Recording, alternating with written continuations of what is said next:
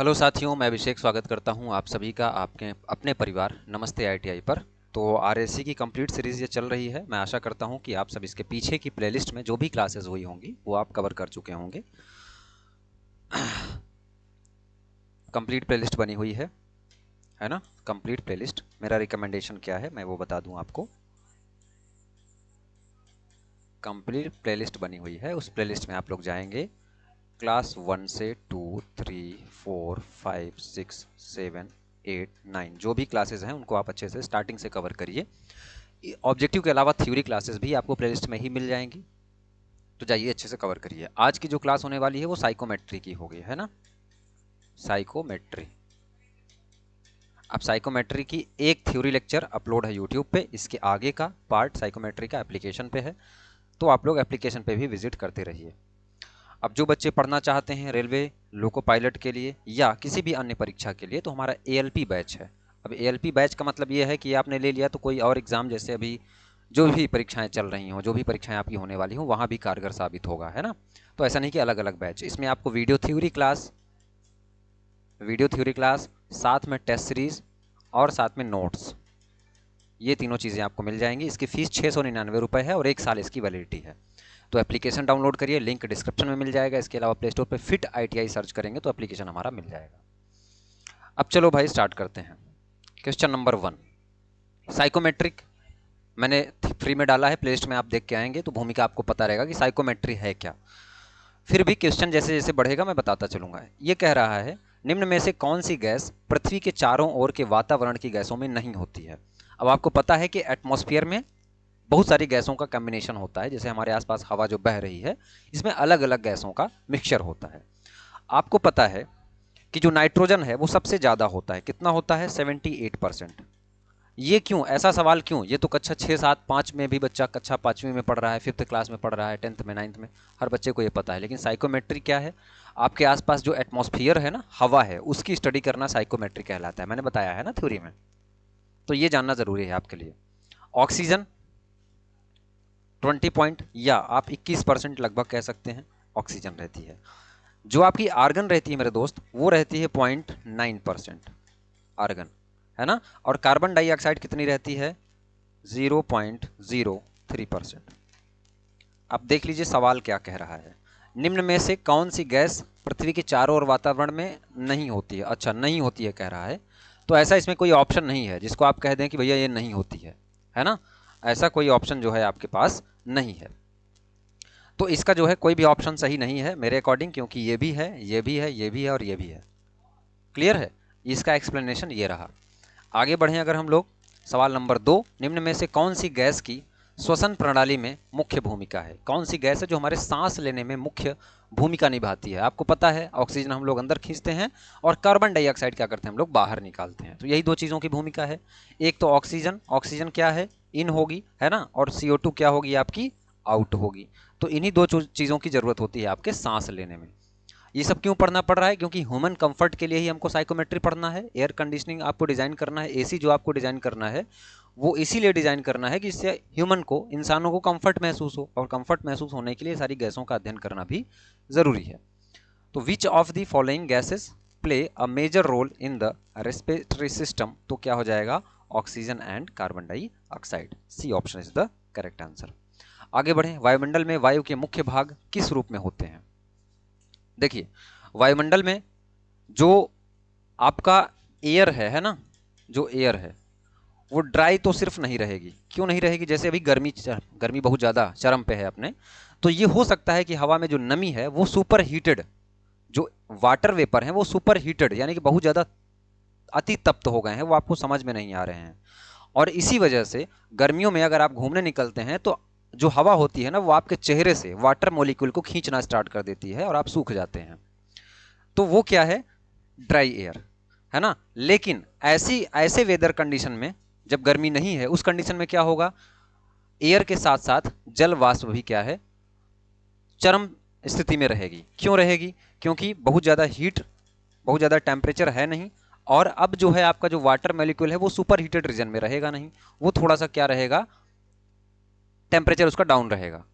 तो ऐसी कंडीशन में वायुमंडल में वायु के मुख्य भाग के रूप में शुष्क वायु भी रह सकती है और जल वाष्प भी रह सकती है ना। लेकिन जल वाष्प रहना तय ही है, जल वाष्प रहेगा ही रहेगा, ये आपको ध्यान रखना है ना। तो इसका क्या ऑप्शन करेक्ट हो जाएगा? C option is the correct answer. क्यों है मैंने बताया आपको, बोथ ए एंड बी, है ना। अभी आपसे पूछ लिया जाए कि गर्मी में नमी जो है वो कम रहती है ज्यादा, तो कम रहती है क्योंकि नमी सूख जाती है, इतना ज्यादा टेम्परेचर है दोस्त, नमी सूख गई इसलिए तो आपके चेहरे से वो खींचना स्टार्ट कर देती है, इसीलिए वो हवा इतना गर्म रहती है कि तालाब से कुएं से पानी खींचना स्टार्ट कर देती है। क्लियर? आगे बढ़ते हैं। वायु में प्रायः कैसी अशुद्धियां मिली होती हैं? जो एयर होती है उसमें डस्ट पार्टिकल भी रहते हैं, उसमें धुआं भी रहता है, उसमें बैक्टीरिया भी रहता है, बायोलॉजिकल खतरे भी रहेंगे, है ना। तो ये सभी, डी ऑप्शन इसका क्या हो जाएगा? करेक्ट हो जाएगा। अभी सवाल आपके बनेंगे बढ़िया बढ़िया, है ना, ये भूमिका है। साइकोमेट्रिक चार्ट में वायु घनत्व रेखाओं को कैसे प्रदर्शित करते हैं? वायु घनत्व रेखाओं को, air density line in micrometric chart, micrometric लिखा है, साइकोमेट्रिक है, ठीक है। तो कह रहा है कि साइकोमेट्रिक चार्ट में एयर डेंसिटी, कुल मिला के आपको डेंसिटी बताना है। डेंसिटी कैसी होती है? डेंसिटी क्या होती है? क्वांटिटी, है ना, क्वांटिटी यानी कि मात्रा, पर यूनिट वॉल्यूम यानी कि आयतन, ढूंढ लीजिए।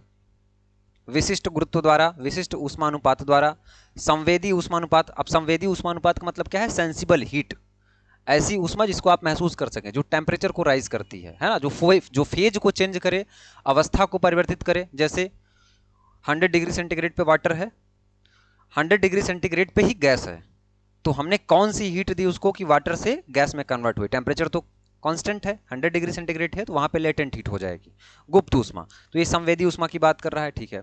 विशिष्ट मात्रा प्रति इकाई द्रव्यमान द्वारा, है ना, ये क्या है? Quantity, specific volume per unit mass, है ना, ये हो गया आपका। डी ऑप्शन क्या हो गया? करेक्ट हो गया आपके डेंसिटी के रिस्पेक्ट में। आगे बढ़े हम लोग। चित्र में दिखाए गए पैमाने पर x द्वारा क्या इंगित किया गया है? अब देखिए x द्वारा क्या इंगित किया गया होगा। अब साइकोमेट्रिक चार्ट में आपकी एंथैल्पी ही दिखेगी, है ना। अब एंथैल्पी कैसे दिखेगी? मान के चलिए ये आपका साइकोमेट्रिक चार्ट है, ये आपका साइकोमेट्रिक चार्ट है, इसका सिंबल तो याद है ना, मैंने पढ़ाया है। यहाँ पे होता है आपका ड्राई बल्ब टेम्परेचर, यहाँ पे क्या होता है आपका? स्पेसिफिक ह्यूमिडिटी होती है ना। ये लाइनें कुछ ऐसी जाती हैं, उसको हम लोग क्या बोलते हैं? रिलेटिव ह्यूमिडिटी बोलते हैं। अगर यहां से कोई रेखा हम प्लॉट करें, है ना, यहां से कोई भी रेखा हम लोग प्लॉट करें और इस रेखा को हम लोग देखें यहां से यहां तक, है ना, यहां से यहां तक, तो इसको हम लोग क्या बोलेंगे? एंथैल्पी बोलेंगे। तो ये क्या है? एंथैल्पी है। इसको बोले तो ड्राई बल्ब टेम्परेचर, इसको बोले तो स्पेसिफिक ह्यूमिडिटी, जो कर्व रेखाएं जा रही हैं उसको हम लोग क्या बोलेंगे? रिलेटिव ह्यूमिडिटी बोलेंगे, है ना। अब ड्राई बल्ब टेम्परेचर इस रेखा पे प्लॉट किया जा रहा है, इसका मतलब ये रेखाएं कैसी होंगी? ऐसी होंगी। तो सवाल पूछेगा कि ड्राई बल्ब टेम्परेचर की रेखाएं कैसी होती हैं? तो वर्टिकल होती हैं, ऊर्ध्वाधर होती हैं। प्लॉट किस पे किया जाएगा? क्षैतिज रेखा पे।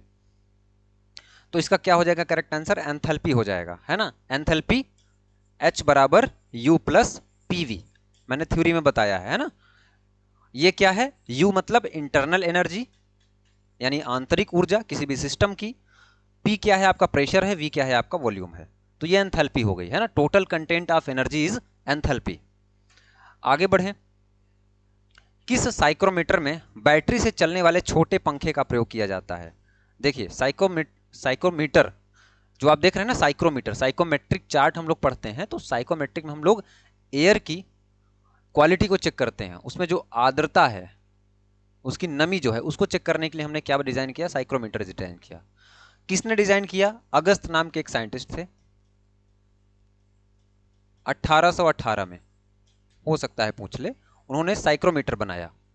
अब देखिए साइक्रोमीटर स्लिंग साइक्रोमीटर होता है, स्लिंग साइक्रोमीटर, यह भी किन्होंने बनाया था? अगस्त नहीं बनाया था, 1818 में।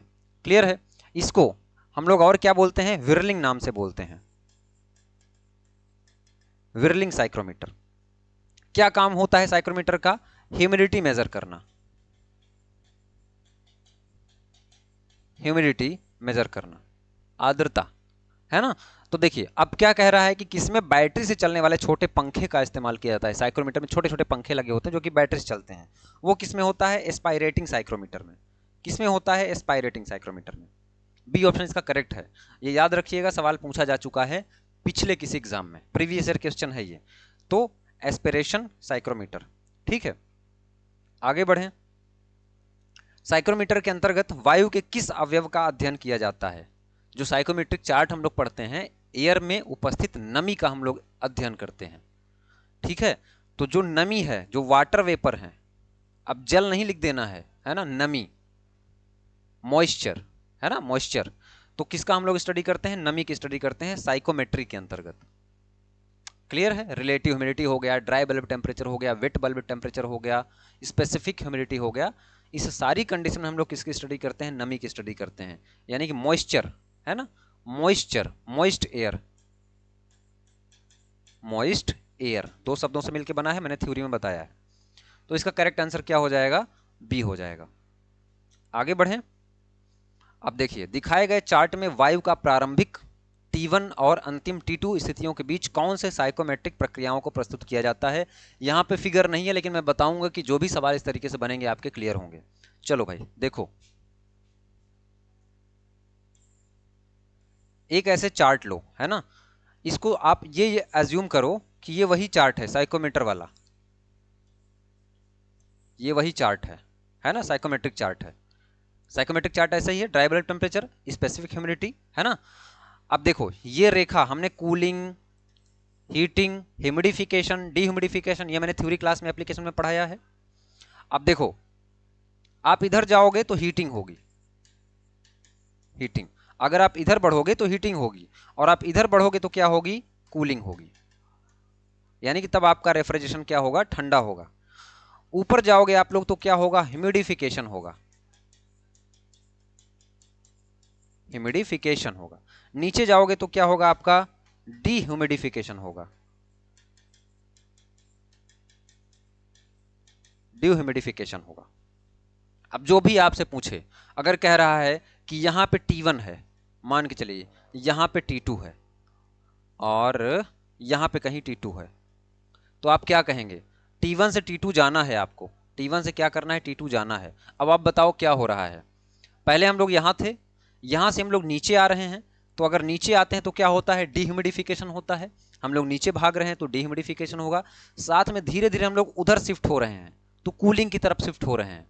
समझ में आ रही है कि नहीं चीजें? देखो ध्यान से, T1 पहले हम यहां थे, यहां से चलना हमने स्टार्ट किया, हम स्टार्ट कहां कर रहे हैं? नीचे की तरफ। तो धीरे धीरे हम यहां से इधर शिफ्ट हो रहे हैं, यानी कि ये वाली रेखा की तरफ शिफ्ट हो रहे हैं, तो मतलब कूलिंग भी हो रहा है।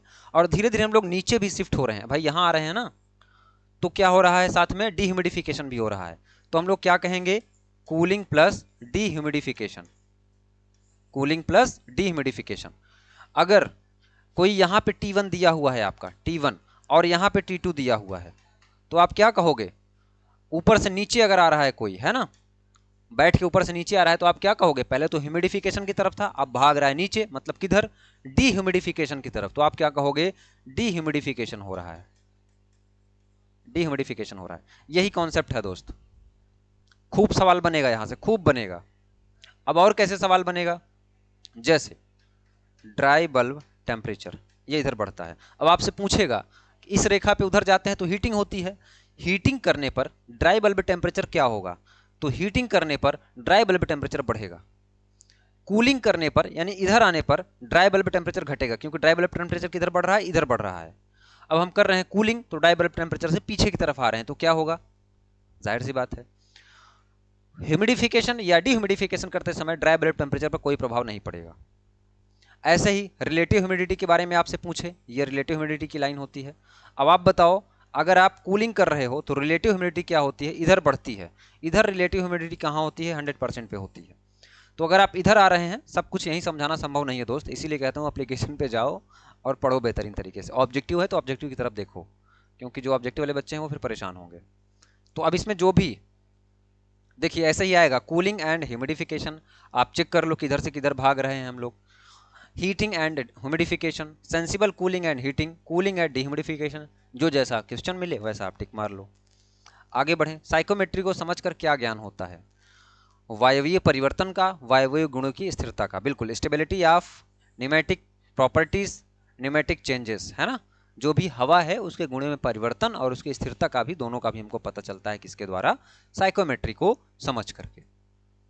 क्लियर है क्या? यहां तक किसी को कोई दिक्कत होनी नहीं चाहिए वैसे। साइकोमेट्रिक चार्ट की ड्राई ब्लड टेम्परेचर लाइनें कैसी होती है, वही सवाल फिर से आ गया। चलो भाई बनाते हैं साइकोमेट्रिक चार्ट। ये तो आपकी जुबान पे होना चाहिए, इसीलिए मैंने बहुत बढ़िया से बताया है। ड्राई बल्ब टेम्परेचर मैंने थ्योरी में बताया था, अभी पीछे भी बताया ना कि प्लॉट तो इस रेखा पे होगा, इस रेखा पे बढ़ रहा है, लेकिन ये लाइनें ऐसी होती हैं। कैसी होती हैं? ऐसी होती हैं। ठीक है, कैसी होती हैं? ऐसे होती हैं। तो साइकोमेट्रिक चार्ट पर ड्राई बल्ब टेम्परेचर की लाइनें कैसी होती हैं? तो लाइनें कैसी हैं? वर्टिकल, खड़ी खड़ी, ऊर्ध्वाधर। ढूंढ लो, ऊर्ध्वाधर। क्लियर? कैसी होती हैं दोस्त? वर्टिकल होती है। हॉरिजॉन्टल की बात करेगा तो हॉरिजॉन्टल स्पेसिफिक ह्यूमिडिटी की होती है, स्पेसिफिक ह्यूमिडिटी। प्लॉट तो वर्टिकल लाइन पे है, लेकिन ये लाइन स्पेसिफिक ह्यूमिडिटी दिखाएगी। ये लाइन स्पेसिफिक ह्यूमिडिटी, और इधर ऊपर की तरफ बढ़ती जाएगी, ये इधर बढ़ती जाएगी। यहाँ हो सकता है 0 रहा होगा, यहाँ 10 रहा होगा, और यहाँ 100 रहा होगा। क्लियर है? जिधर एरो इधर बढ़ती चली जाएगी। कर्व रिलेटिव ह्यूमिडिटी, ये कर्व है ना, ये रिलेटिव ह्यूमिडिटी, इसलिए ये चार्ट को याद रखना। स्लिंग साइक्रोमीटर का प्रयोग क्या मापने के लिए किया जाता है? आर्द्रता, पीछे पढ़ लिए हम लोग, बी ऑप्शन है ना। स्लिंग साइक्रोमीटर को और किस नाम से जाना जाता है? तो जाना जाता है व्हिर्लिंग साइक्रोमीटर। नाम पूछेगा आपसे, अदर नेम। एयर कंडीशनिंग की तकनीकी के विकास में इनमें से किसने सहायता की थी? जो एयर कंडीशनिंग का टेक्निक है, जो एसी की टेक्निक है, रेफ्रिजरेशन की टेक्निक है, इसके विकास में किसने सहायता की, ये पूछ रहा है आपसे। तो किसने सहायता की दोस्त? वायु की प्रकृति का अध्ययन, सही बात है। एयर के प्रॉपर्टीज का, एयर के नेचर का हम लोग जितना ज़्यादा स्टडी करते चले गए, वैसे वैसे हमारी एसी की टेक्निक क्या है, बढ़ती चली गई, अच्छी होती, इंप्रूव होती चली गई। वायुमंडल की प्रवृत्ति का अध्ययन है ना, nature of atmosphere, nature of air. जो हवा है उसका भी एटमॉस्फेयर, उसका भी नेचर हम लोगों ने देखा। हमारा जो वायुमंडल है उसका भी हम लोगों ने क्या देखा, उसके बारे में स्टडी की, उसका भी नेचर देखा, उसकी भी प्रकृति हमने देखी। ऊष्मा की प्रकृति एवं प्रवृत्ति का अध्ययन, एसी आरएसी के पहले चैप्टर में हमने बताया था कि किसकी उपज थी, क्लासियस और kelvin. Second law of thermodynamics आया, ऊष्मा गतिकी का दूसरा नियम आया, जिसमें क्लासियस और केल्विन दो साइंटिस्ट थे जिन्होंने अलग अलग मत दिए। जिसमें से क्लासियस सर ने जो बताया था, क्लासियस सर ने जो बताया था कि एनर्जी जो है लो ग्रेड से हाई ग्रेड की तरफ ट्रांसफर नहीं हो सकती है विदाउट किसी एक्सटर्नल एफर्ट के। उसी प्रिंसिपल पर पूरा का पूरा आपका आरएसी बना है ना, सेकेंड लॉ ऑफ थर्मोडायनेमिक्स। तो वही मैंने बताया ना, तो इसका मतलब थर्मोडायनेमिक्स ऊष्मा गतिकी का अध्ययन, इसलिए ऊष्मा की प्रकृति एवं प्रवृत्ति का अध्ययन करना जरूरी है आपकी आरएसी की टेक्निक में विकास के लिए। तो इसका चारों ऑप्शन सही लग रहा है आपको? बिल्कुल लगेगा, क्योंकि ऊपर के तीनों डाउट हमने आपके क्लियर किए। Who among the following help in the development of air conditioning technology? तो study of nature of air, study of nature of atmosphere, study of nature and trend of heat। तो इसका क्या हो जाएगा सही option? All of the above, D option is the correct. आगे बढ़ें दोस्त, एयर कंडीशनिंग में क्या किया जाता है? जो एसी है ना, जो एयर कंडीशनर आपका होता है, उसमें क्या करते हैं? वायु के गुणों को स्थिर करते हैं, वायु के गुणों को परिवर्तित करते हैं, वायु को अनुकूलित करते हैं। बिल्कुल, एयर के साथ भी हम लोग छेड़खानी करते हैं, एयर के साथ ही छेड़खानी करते हैं हम लोग, है ना। तो उसकी प्रॉपर्टीज जो है उसको स्टेबल भी करते हैं, कई बार उसको हम लोग परिवर्तित भी करते हैं, है ना। जैसे कई बार क्या होता है कि एयर की स्थिति 15-15 मिनट में, आधे आधे घंटे में, कहीं ठंडी हवा चल रही है, कहीं गर्म हवा चल रही है, कहीं ड्राई आ रही है, कहीं वेट आ रही है, तो उसको हम लोग क्या करते हैं, कांस्टेंट रखते हैं, है ना। कांस्टेंट रख के हम लोग प्रोड्यूस करते हैं आपके रूम में।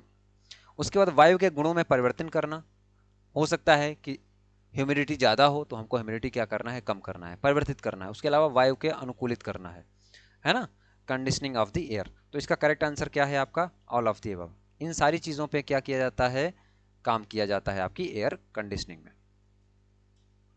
आगे बढ़ें, फिर से वही बात, एप्लीकेशन इंस्टॉल करिए। अगर डिटेल में पढ़ना है थ्योरी क्लास, तो आरएसी का ये कंप्लीट बैच आप चाहें तो ज्वाइन कर सकते हैं। बाकी ऑब्जेक्टिव यहाँ पे चल रही है, प्लेलिस्ट अपने दोस्तों को जरूर साझा करें, मैं ऑब्जेक्टिव कंप्लीट करा दूंगा। रेफ्रिजरेशन एवं एयर कंडीशनिंग तकनीकी के सृजन के मूल में इनमें से क्या था? क्यों जरूरत पड़ी, ये कह रहा है। एयर कंडीशनिंग आरएसी का जो सृजन है, निर्माण है, उसकी जरूरत क्यों पड़ी? वायु को अनुकूल करने के लिए, जाहिर सी बात है, एयर को अपने अनुसार ढालने के लिए। सुखदायी जीवन के लिए, अब एसी कितना सुखदायी है ये आप सबको बताने की जरूरत नहीं है। आरामदायक जीवन के लिए, फालतू के क्वेश्चन है ये, ऐसे क्वेश्चन आपको एग्जाम में देखने को नहीं मिलेंगे, है ना। तो इसका करेक्ट आंसर क्या हो जाएगा? D, all of the above. ठीक है, आगे बढ़े हम लोग। आर्द्रता को कैसे मापा जाता है? तो आर्द्रता को हम लोग मापते हैं साइक्रोमीटर द्वारा। इसके अलावा हाइग्रोमीटर से भी हम लोग क्या करते हैं? मेजर करते हैं ह्यूमिडिटी को। तो ह्यूमिडिटी को मेजर करने के लिए साइक्रोमीटर और साथ ही साथ हाइग्रोमीटर।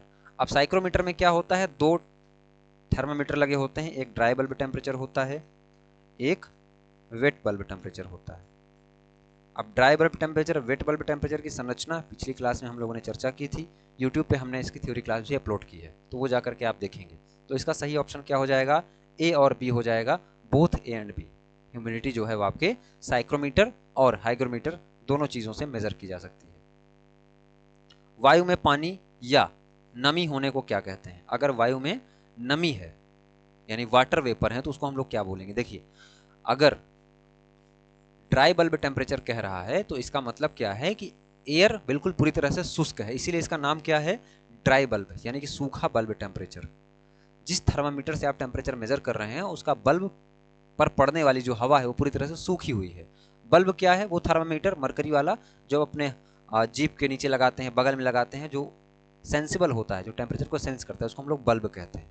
अगर वहां तक पहुंचने वाली हवा पूरी तरह से ड्राई है, शुष्क है, तो उसको हम लोग क्या बोलेंगे? Dry bulb temperature. उस टाइम जो भी टेम्परेचर रीड करेगा आपका थर्मामीटर उसको हम लोग क्या बोलेंगे? ड्राई बल्ब टेम्परेचर बोलेंगे। अब क्या कह रहा है कि वायु में पानी या नमी है, पानी या नमी होगी तो उसको हम लोग क्या बोलेंगे? वेट बल्ब टेम्परेचर, यानी गीला बल्ब टेम्परेचर। अब वही थर्मामीटर आप ला करके रख रहे हैं, हवा आसपास नमी के साथ में जाकर के उससे चिपक रही है और जो टेम्परेचर आपको मिल रहा है वो वेट बल्ब टेम्परेचर कहलाएगा। और वेट बल्ब टेम्परेचर हमेशा क्या होता है? कम होता है ड्राई बल्ब टेम्परेचर से, क्योंकि वेट बल्ब है, गीला है, तो वो क्या हो जाएगा? ठंडा हो जाएगा।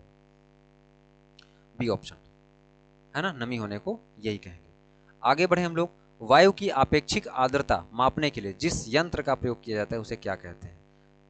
स्लिंग साइक्रोमीटर, है ना। साइक्रोमीटर, हाइग्रोमीटर तो है नहीं, sling psychrometer, the instrument use to measure relative humidity. Psychrometry में ही कर्व लाइनों द्वारा रिलेटिव ह्यूमिडिटी को दिखाया जाता है, और उस रिलेटिव ह्यूमिडिटी को हम लोग किससे मेजर करते हैं? स्लिंग साइक्रोमीटर को।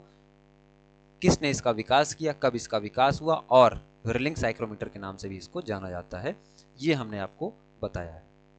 साधारण थर्मामीटर द्वारा मापी गई शुष्क वायु के तापमान को क्या कहते हैं? ड्राई बल्ब टेम्परेचर, पीछे हम लोग पढ़ चुके, है ना। अब देखिए, जो ओस बिंदु टेम्परेचर, वेट बल्ब टेम्परेचर हम लोग जान गए, ड्राई बल्ब टेम्परेचर हम लोग जान गए, ये क्या है? ड्यू पॉइंट टेम्परेचर है ये, ओस बिंदु टेम्परेचर।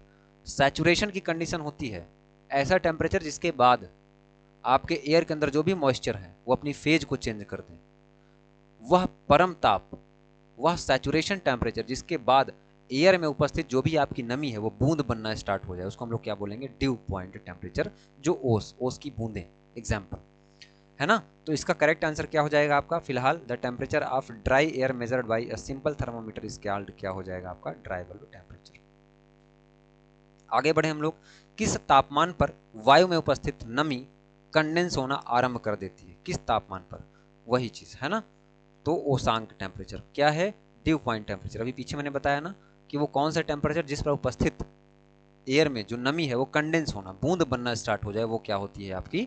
वो ओसांक टेम्परेचर या ड्यू पॉइंट टेम्परेचर के नाम से उसको जाना जाता है। तो ए ऑप्शन इसका क्या हो जाएगा? करेक्ट हो जाएगा। At what temperature that moisture present in the air start condensing, due point temperature. आर्द्र वायु की एंथैल्पी की एसआई यूनिट, अच्छा एसआई यूनिट है तो जूल पर केजी, है ना, क्लियर है। एंथैल्पी की बात कर रहा है ना, टोटल एनर्जी, H बराबर U plus PV, internal energy, और साथ में प्रेशर और वॉल्यूम का प्रोडक्ट जो आपको मिलता है वो आपकी टोटल एनर्जी होती है। टोटल एनर्जी का मतलब क्या है? एंथैल्पी। किसी भी सिस्टम में जो टोटल एनर्जी नीत होती है उसको हम लोग एंथैल्पी कहते हैं। आगे बढ़ा जाए। जल वाष्प वायुमंडल में किस अवस्था में उपस्थित होता है? देखिए, बहुत ज़्यादा गर्मी है, थोड़ा सा स्पीड अगर लग रहा हो तो कोशिश करूंगा कि स्पीड नहीं। जल वाष्प वायुमंडल में किस अवस्था में उपस्थित होता है? गैसीय अवस्था में, वाष्प अवस्था में, अतितप्त अवस्था में। जो जलवायु होगा वो एयर के साथ तभी मिक्स होगा जब वो सुपर हीटेड पोजीशन में होगा। आप बताओ कि ऐसे पानी मैंने गिलास में रखा, क्या वो हवा के साथ मिल पाएगा? नहीं मिल पाएगा। जब तक उसको हम लोग गर्म करके बहुत ज़्यादा टेम्परेचर बढ़ा करके भाप ना बना दें और वो पानी के साथ हवा के साथ उड़ने लगे, तभी वो मिक्स हो पाएगा। तो ये क्या कह रहा है कि जल वाष्प वायुमंडल में किस अवस्था में उपस्थित होता है? जब भी एयर में जलवायु है, इसका मतलब है कि वो बहुत ज़्यादा गर्म होकर के सुपर हीटेड अवस्था में है, तभी वो उसके साथ मिक्स है। इसका मतलब क्या है? वो अति तप्त है ना, सुपर हीटेड रीजन में। सुपर हीटेड रीजन मैंने फेज डायग्राम आपको बताया था, पीएच या टीएस डायग्राम में इधर वाला जो रीजन होता है उसको हम लोग क्या बोलते हैं? Super heated region. इधर वाला सब कूल रीजन, ये क्या है? Wet region. बताया था कि नहीं? क्लास जरूर देखिएगा। सूची 1 का सूची 2 से मिलान करना है। बहुत बढ़िया सवाल है, यहां से लगभग कई चीजें क्लियर होंगी। देखिए, अच्छा ये तो फुल फॉर्म है। ड्राई बल्ब टेम्परेचर को हम लोग क्या बोलते हैं? ड्राई बल्ब टेम्परेचर, डीबीटी को dry bulb temperature. Wet bulb temperature, WBT. Wet मतलब गीला, तो ये क्या हो जाएगा? गीला बल्ब टेम्परेचर, है ना। तो ए का 4 और 2 का 3, है ना। ए का 4 और 2 का 3, तो सी या डी, इन दोनों ऑप्शन में से कोई होना चाहिए। आगे देखते हैं। आर एच मतलब रिलेटिव ह्यूमिडिटी, यानी कि आपेक्षिक आर्द्रता, तो यानी सी का 2, सी का 2, डी ऑप्शन, है ना। और ये ड्यू पॉइंट टेम्परेचर यानी कि ओस बिंदु टेम्परेचर, है ना। देखिए, DPT due point temperature, dry bulb temperature, dry bulb temperature, WBT wait bulb temperature, relative humidity. Clear? सही ऑप्शन इसका कौन सा हो जाएगा? डी वाला। आगे बढ़ें। ये बढ़िया सवाल है। कह रहा है कि साइकोमेट्रिक चार्ट है आपके पास। अब ये कह रहा है कि रिलेटिव ह्यूमिडिटी की लाइन कैसी होगी? कर्व होगी या तिरछी होगी या समांतर होगी या लंबवत होगी? बताइए। तो रिलेटिव ह्यूमिडिटी मैंने बताया, कितनी बार बताया आपको कि ये रेखा को हम लोग क्या बोलेंगे? कर्व बोलेंगे। तो रिलेटिव ह्यूमिडिटी कैसी होगी आपकी? कर्व लाइन में होगी। ठीक है। अब देखिए, सीधा और लंबवत, सीधा और लंबवत यानी कि स्ट्रेट परपेंडिकुलर। अब स्ट्रेट और परपेंडिकुलर लाइन कौन सी थी? ड्राई बल्ब टेम्परेचर की, ड्राई बल्ब टेम्परेचर। तो सीधा और लंबवत कौन सा हो जाएगा? ड्राई बल्ब टेम्परेचर 4, है ना। वेट बल्ब टेम्परेचर और due point temperature. Wet bulb temperature कैसा होगा? देखिए, आंसर मिलान करिए। ए का 4, ए का 4। उसके बाद हम लोग जाएंगे कहां पे? डी पे, डी का 1, डी का 1, है ना। अब देखिए, तिरछी रेखा कौन सी होती है? तिरछी रेखा, तिरछी रेखा सदैव किसकी होगी? ड्यू पॉइंट की होगी। ये यहां से यहां से यहां पे, जहां पे ये मिल रहा है ना आपका ड्राई बल्ब टेम्परेचर, और साथ में ये क्या है? 100% सैचुरेटेड लाइन है ये, 100% सैचुरेटेड लाइन है ये। रिलेटिव ह्यूमिडिटी यहाँ पे 100% है। यहाँ से अगर हम लोग ऐसे तिरछी लाइन गुजारेंगे तो क्या हो जाएगा आपका? ड्यू पॉइंट टेम्परेचर हो जाएगा। क्लियर है? तो ये क्या हो जाएगा? ड्यू पॉइंट टेम्परेचर, और सीधी समांतर क्या हो जाएगा? Wait bulb temperature. क्लियर? सही है ऑप्शन नंबर ए। आगे बढ़ें। गर्मी के मौसम में वायु में नमी की मात्रा क्या होती है? गर्मी के मौसम में वायु में नमी की मात्रा कम होती है, इसी वजह से आप गर्मियों में बाहर निकलते हैं तो आपका चेहरा सूख जाता है ना। और गर्मी में अगर आप, सीधा सा उदाहरण, कपड़ा आप सुखाते हैं छाँव में भी, तो हवा ही जो है उसकी सुखा देती है। बारिश में सुखा के देखिए, 1 हफ्ते तक आपके कपड़े नहीं सूखेंगे, क्योंकि बारिश में हवा में नमी की मात्रा ज़्यादा होती है। और ठंडी में भी, गर्मी में हवा में नमी की मात्रा कम है, इसलिए जहाँ कहीं भी वो नमी पाएगी खींच लेगी। ठीक है, क्योंकि सुपर हीटेड रीजन में होती है। तो गर्मी के मौसम में वायु में नमी की मात्रा क्या होती है? कम होती है। A option. The amount of moisture in air during summer season is less. आगे बढ़ें। निम्न में से कौन सा शब्द युग्म सही है? साइकोमेट्रिक प्रचलित, साइकोमेट्रिक, हाँ सभी सही है, प्रचलित भी है अप्रचलित भी है। ए और बी ऑप्शन, है ना। सी ऑप्शन इसका करेक्ट है। आगे बढ़ें। व्यक्ति के आसपास स्थित वायु किस प्रकार की होनी चाहिए? व्यक्ति के आसपास जो स्थित वायु है, बहुत ज़्यादा घट रही है, बढ़ रही है, बहुत तेज है हवा, तब भी दिक्कत होती है। हवा नहीं चल रही है तो भी बहुत उलझन सी होती है। इसका मतलब जो भी हवा चल रही है कांस्टेंट और बराबर चल रही हो, इसका मतलब है कि नियत होना चाहिए, कांस्टेंट होना चाहिए। आगे बढ़ें। ड्यू पॉइंट एयर का टेम्परेचर है जब वह क्या होती है। ड्यू पॉइंट टेम्परेचर का मतलब यह है कि एयर का वह टेम्परेचर, वह सैचुरेशन टेम्परेचर जिसके बाद जस्ट वो क्या हो जाए, ओस बन जाए, बूंद बन जाए, तो क्या है, पूरी तरह से सैचुरेटेड कंडीशन पे होता है वो। ड्यू पॉइंट हवा का वह टेम्परेचर है जब पूरी तरह से हवा क्या हो, सैचुरेट। सैचुरेट का मतलब क्या है कि 100% जितना वो अपने अंदर मॉलिक्यूल कैरी कर सकती है उतना ली है, इसके बाद अगर आप कुछ उसमें छेड़खानी करेंगे वो बूंद बन जाएगी, कंडेंस हो जाएगी। तो इसका करेक्ट आंसर क्या हो जाएगा, पूर्णतया संतृप्त। क्या कह रहा है, due point is the temperature of air when it is completely saturated. Clear है ना? ओके, आगे बढ़ें। मानव सुविधा हेतु वायु का स्तरीकरण कैसा होना चाहिए? मानव सुविधा हेतु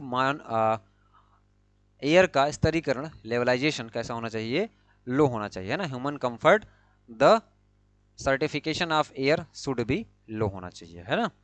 आगे बढ़े हम लोग। तो आपके साइकोमेट्रिक से जो भी सवाल हैं वो हो चुके हैं खत्म, लेकिन थ्योरी क्लास मैं आशा करूंगा कि आप लोग जरूर देखेंगे, क्योंकि उसको बिना देखे मजा नहीं आने वाला है दोस्त, है ना। तो एप्लीकेशन इंस्टॉल कर लो आप लोग। आप लोग क्या करेंगे, एप्लीकेशन इंस्टॉल करेंगे। एप्लीकेशन का नाम क्या है दोस्त, फिट ITI, फिट ITI, है ना। इसकी लिंक आपको कहां मिलेगी, डिस्क्रिप्शन में मिल जाएगी, डिस्क्रिप्शन में मिल जाएगी, है ना।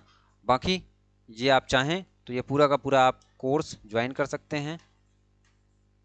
इसमें आपको मिलेगा क्या, क्लास, थ्योरी क्लास, ऑब्जेक्टिव तो यहीं पे मिलेगी, है ना। थ्योरी क्लास वहाँ पे मिल जाएगी, साथ में आपको नोट्स मिल जाएगी, और साथ में आपको क्या मिलेगी, टेस्ट सीरीज। ये तीनों चीज़ें आपको मिल जाएंगी। क्लियर है? बाकी किसी प्रकार का कोई डाउट है तो व्हाट्सएप नंबर है 7800366021। इस पर आपको व्हाट्सएप करना है, कॉल नहीं करना है, क्योंकि कॉल रिसीव करना थोड़ा सा मुश्किल होता जा रहा है जैसे जैसे आप लोग अपना प्यार बढ़ाते जा रहे हैं। ठीक है, तो बस यहीं तक आज की क्लास रोकते हैं और मिलते हैं आपसे किसी अगले चैप्टर में, किसी अगली क्लास में, या एप्लीकेशन पे आप जुड़ेंगे तो किसी थ्योरी क्लास में हम मिलते हैं, है ना। Thank you.